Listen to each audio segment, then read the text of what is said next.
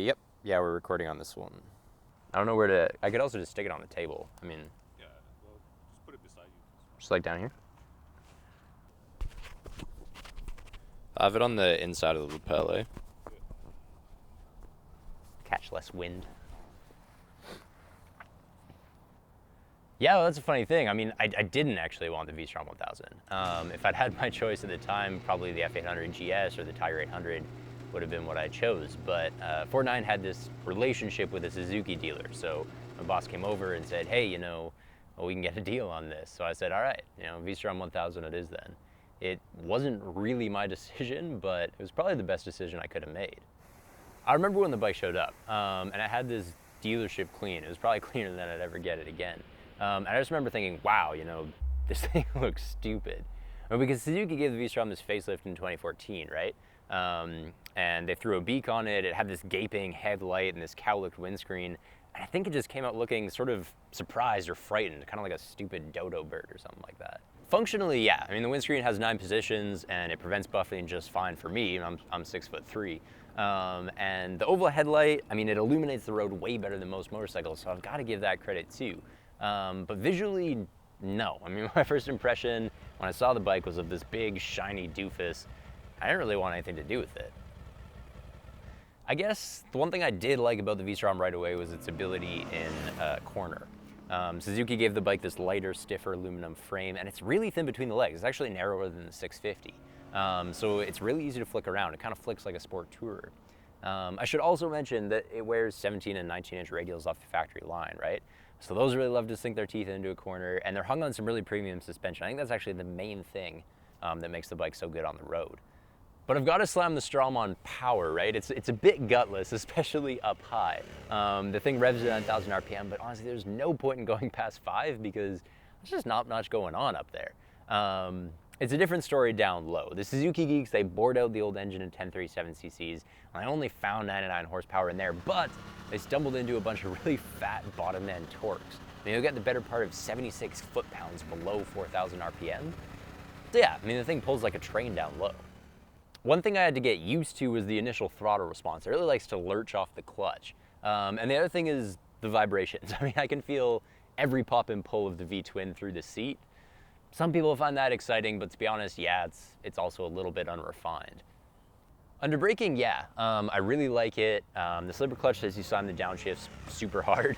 And then after that, it's dual 310mm discs up front, Takiko calipers, 4 pistons in each. I mean, these brakes actually spoiled me for a lot of other bikes. The stopping power is huge, the feedback is really, really responsive, and the initial bite is insane. It's really strong. I like that, but on dirt, yes, it's also a negative. I mean, if you just breathe on the front brake around gravel, you can tuck the front. I think it was during the Explore series that I started to really love the bike. We were filming all over Quebec, doing a bunch of 12, 13, 14, 15-hour days in the saddle, and on the V-Strom, it was strangely effortless. I mean, that Lazy Boy seat is wide and supportive. The 12-volt power outlet around the dash there, super handy. The clutch pull is insanely light for a liter bike. And the gearbox is slick. I mean, I've never hit a false neutral with my V-Strom, never. Plus the dash offers more information than I even need. I have fuel consumption, average and immediate, volume, range, electrical usage, temperature. There's a gear indicator on there. I have several trip meters, and the bike's a know-it-all. The main thing though, to me, is just the effortless ride. I mean, it's so well balanced at slow speeds. It's so well behaved on bumpy roads and windy roads. You get to the end of a really long ride and you still have the energy to go for a ride, to explore beyond that. And that's worth something. The V-Strom's got me to a lot of places, and that's worth something. You can't measure it in pounds or centimeters. You can't put it on a spec sheet. But for 13 grand, it's about the most adventure you can buy. Touring with the V-Strom, is there any negative things to say about it? Or? Yeah, of course. Cruise control. Suzuki forgot to put cruise control on it. To me, that was a big misstep on a bike like this. And the tank. It's 20 liters. It goes through it really quick. In my opinion, it's just too small.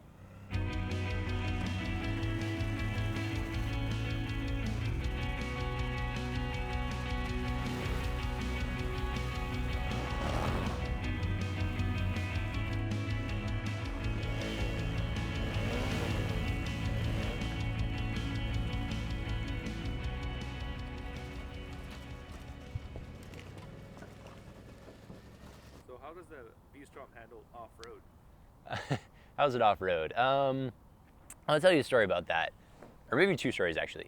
The first is from when we were in Saguenay.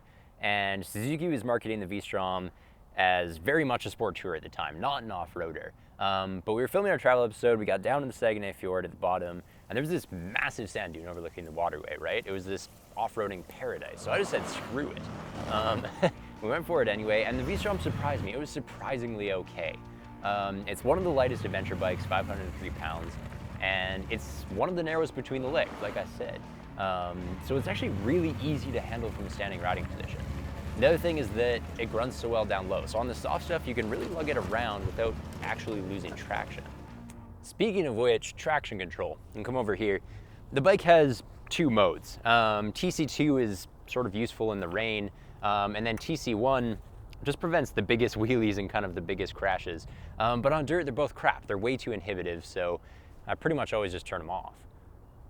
It's a different story with the ABS. You can't actually disable that short of yanking a fuse from the bike, but honestly, I never really want to. It's actually one of the best systems I've used on an ADV bike off-road. Whatever the surface is, you know, sand, mud, grass, you know, if you're going down that hill, the ABS does an amazing job of slowing the bike down. Yeah, I did crash it a few times on the dunes. The stock Bridgestone Battle Wings, not that useful off-road, but the bike's pretty tough. I can show you actually. I come over here. All that I've really done in terms of damage was I bent this side case bracket because that's pretty weak, and I scuffed up the plastics a bit. That's it. I should mention that the bike was better protected after Saguenay. I threw these engine bars on here. I put the radiator guard on, the skid plate, the radiator guard under there, and then of course the knobby tires, and those help quite a bit as well. It takes a lot of aftermarket work to get the Strom off-road ready, but at least the wrenching is easy, I can say that. I did all the work myself. Because every part on this bike is really accessible and just really simple. By the time the second story takes place, I should also mention that I adjusted the suspension for off-roading. The 6.3-inch forks can be adjusted for dampening and preload, the monoshock on the back just for preload. But if you fiddle around with it enough, you can get it pretty sure-footed off-road. So anyway, I'm riding up a really gnarly trail last spring. Loads of mud, loads of water. It's a real challenge even for dual sports. And halfway up the trail, I meet a couple guys. One of them is on a KTM 990, the other one's on a KLR. And they get really judgy about my bike. They're like, hey man, you know, you shouldn't be out here on that, you know, be careful on those mag wheels, blah, blah, blah. And I'm like, okay, you know, fair enough, mag wheels, yes, but bear in mind that I have abused these things for like 2 years at this point and I've never seen it crack. With ruts and rocks, you know, they've been solid for me. Anyway, neither here nor there. I ride with these guys for a while until they both get stuck on a hill climb and I keep going. Now that's not to say that the V-Strom is better than a Katoom or a KLR off-road. It's definitely not. It's one of the worst in its class, I'll be the first to admit that. But if you deck it out right, and if you have the skill, you can pretty much reluctantly get it to go wherever you want to go as far as you can. And the only thing that consistently holds me back off-road is the ground clearance. 6.5 inches spec'd, even less with the skid plate I stuck on there. Yeah, I mean, I get it hung up on logs pretty darn often. Should you buy one? I don't know. I mean, it's scary good in the twisties for a machine of its size. I would say that it's a solid touring bike, and if you slap it around enough, you can get it to go off-road. It doesn't excel at any of those things, but if you look at all the possibilities, what's possible to do on a motorcycle versus the price of that motorcycle, it's probably one of the best on the market. I don't know if you should get a V-Strom 1000, but I did, and I can honestly say that I've never regretted it.